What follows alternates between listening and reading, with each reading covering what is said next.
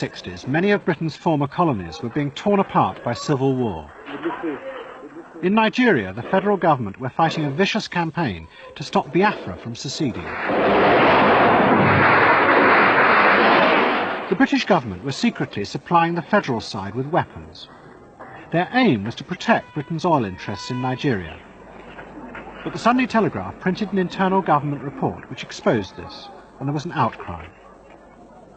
The man who leaked the report was an idealistic young journalist, Jonathan Aitken. If you had known in advance how much trouble it would have caused, would you once again have passed on that report to the Sunday Telegraph?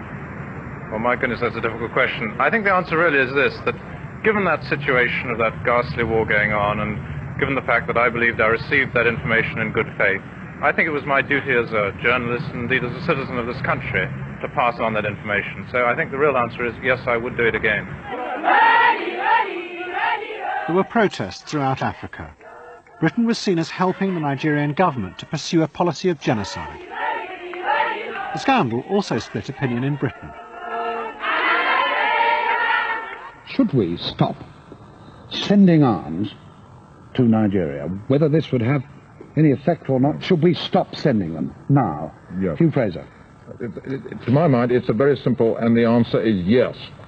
The alternative is, as proposed by people like Biafra War and an MP in the Times today, to keep up with the Russians. This is morally absolutely intolerable. It's politically inept. Your policy is losing out. You're making a fool of ourselves throughout the world. The people are regarding this country with moral obloquy. It's not this merely question.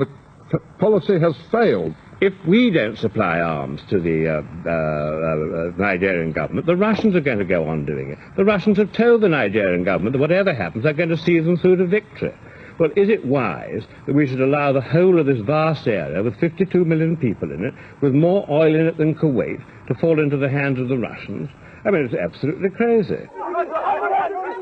The federal government won, helped by the British arms. But the resulting scandal